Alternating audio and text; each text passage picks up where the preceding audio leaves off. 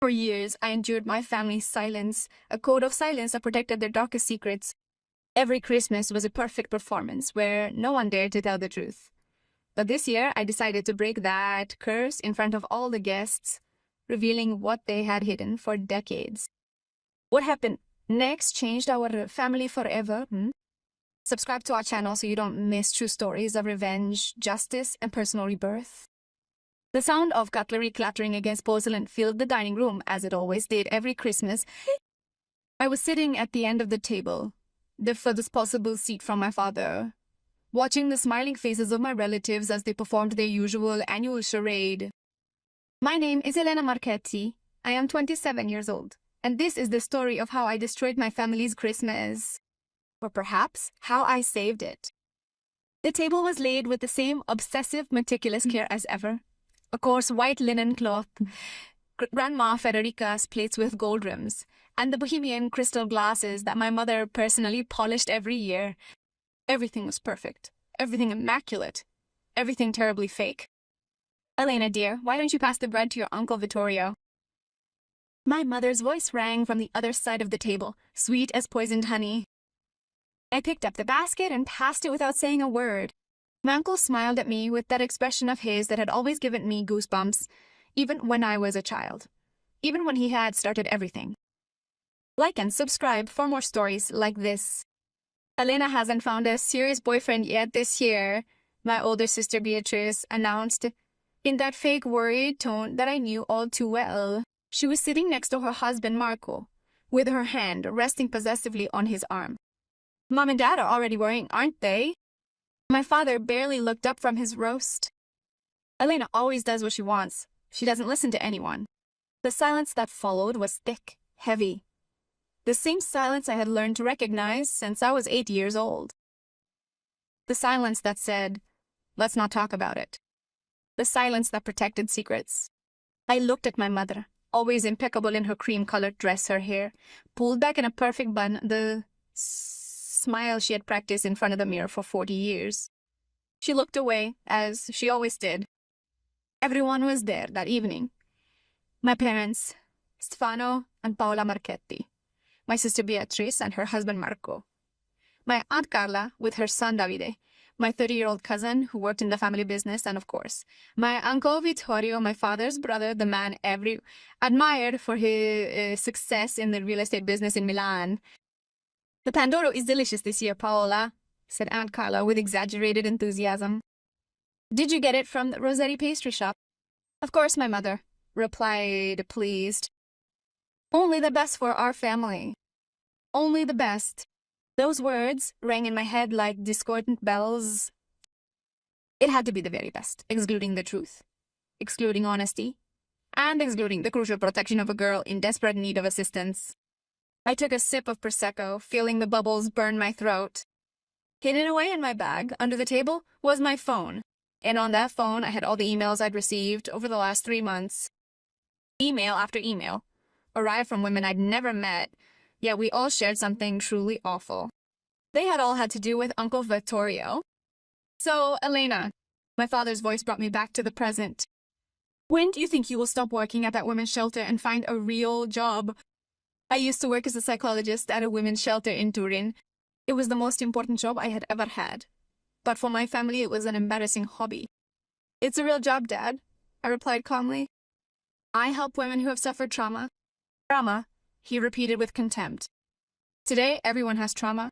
We got along fine in my day without all this drama. Silence fell again, but this time it was different. This time I felt something bubbling inside me, something I had suppressed for 19 years. You know what I think, Dad? I said, slowly putting my glass down. I think that maybe if people had made more of a fuss in your day, a lot of people would have been spared years of suffering. Beatrice gave me a warning look. My mother stiffened in her chair. Uncle Vittorio continued to eat as if nothing had happened. Elena, don't start, Beatrice muttered. It's Christmas. That's why I replied, feeling my heart pounding in my chest. It's Christmas, a time for family, for truth. No. Truth? My father laughed, a hard metallic sound. What truths are you talking about? I stood up slowly. My legs shook, but my voice was steady. Of it, the truth that this family has hidden for almost 20 years. The silence that followed was absolute. Not even the sound of cutlery. Just the ticking of the antique grandfather clock in the corner of the room. Elena, sit down. My father ordered, his voice low and threatening. No, the word came out clearly, definitively. I will not sit down. Not this time. I looked at Uncle Vittorio. He had finally stopped eating. He was staring at me with an expression I couldn't decipher. Fear, anger, arrogance. When I was 8, I started, and my mother made a strangled sound. By the time I reached 8 years old, Uncle Vittorio started to touch me inappropriately. Write in the comments what you would have done, and don't forget to subscribe.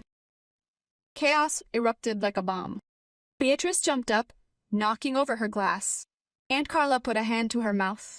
Marco seemed paralyzed. My father slammed his fist on the table, making all the plates clink. How dare you? My father shouted. How dare you make such horrible accusations in this house during Christmas? Accusations, I repeated. My voice was shaking with anger now. These aren't accusations, Dad. These are facts. And you knew that. I didn't know anything. Liar! I shouted, and it was the first time in my entire life that I raised my voice to him. Did you know why I told you? I was 10 years old, and I came to you crying, telling you that Uncle Vittorio did things to me that made me feel bad. And do you know what you said to me? The silence had returned, but different. Heavy as lead. You told me not to make up stories? That Uncle Vittorio was a respected man. That I was looking for attention. You told me to never say it again, or I would ruin the family. My mother wept in silence, her hands covering her face, but were those tears born of shame or of grief? I didn't know anymore. You lied, my father whispered, but there was no certainty in his voice anymore. No, I took my phone from my bag. I didn't lie, and I wasn't the only one. I opened the first email and began reading it out loud. My name is Francesca. At 15 years old, Vittorio Marcheri offered me the opportunity to work in his office during the summer.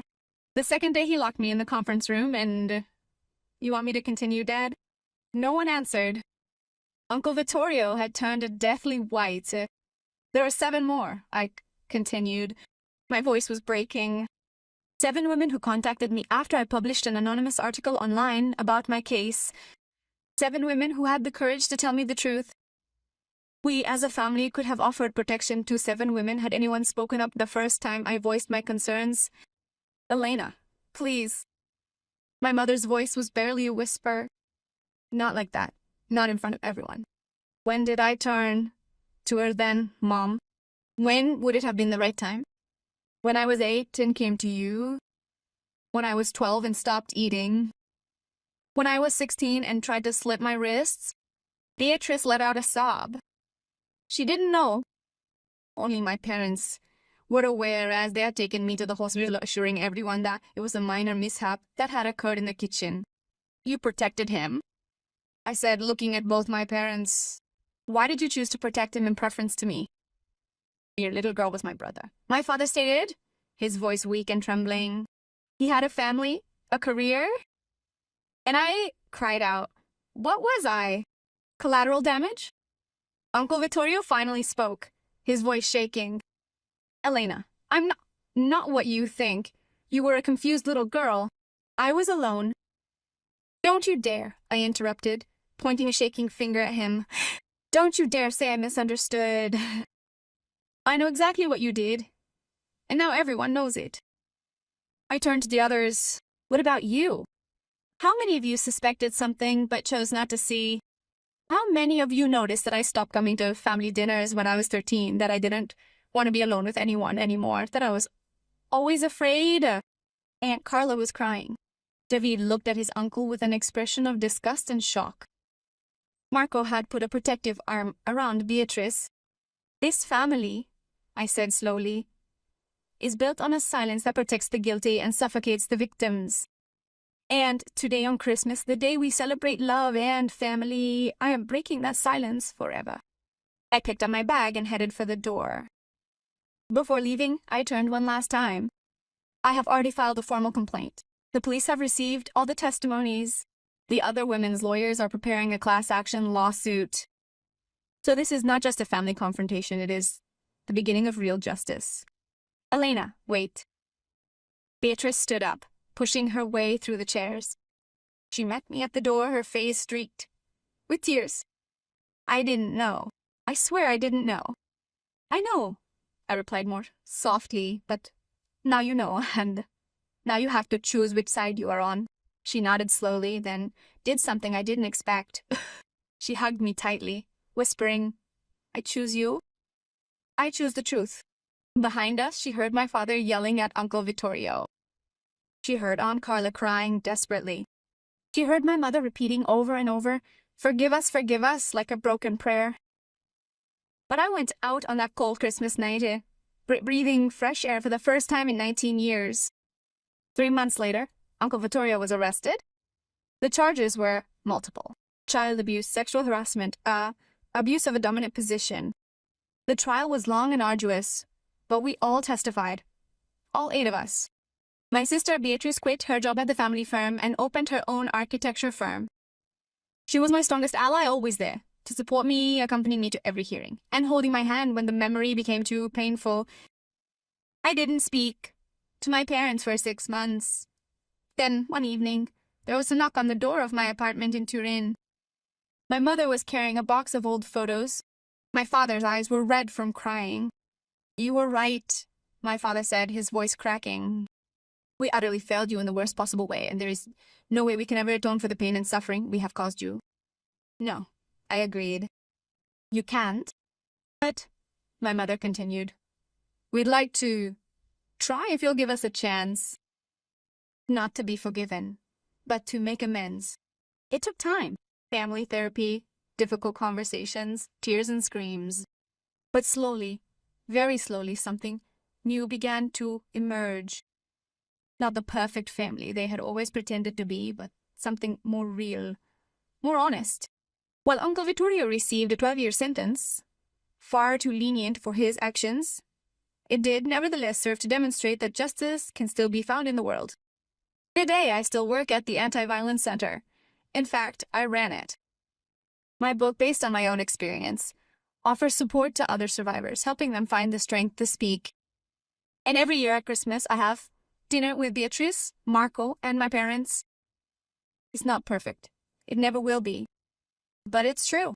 Finally, the silence is broken, that heavy silence, that curse which had relentlessly suffocated our family for generations. Sometimes people ask me if I regret destroying that Christmas, breaking up the family in front of everyone. And my answer is always the same. I didn't destroy anything. I just stopped upholding a facade that had been crumbling for decades. I just chose myself, my truth, my healing. Because real Christmas, the true meaning of family, cannot exist where there is silence about crimes. It cannot flourish where shame protects the guilty instead of the victims. And what would you have done in my place? Would you have continued to smile at that table, pretending that everything was fine? Or would you have had the courage to break the silence, even knowing that it would change everything forever? Leave a comment and subscribe to the channel for more true stories of courage and rebirth. The truth is this. The crushing silence of my family was a genuine curse, but I broke it. And in breaking it, I discovered something I had never known before, my voice, my freedom, and, most importantly, myself. Neither a perfectly planned Christmas celebration, nor an impeccably set table, nor the illusion of a respectable family unit can compare to this. The end.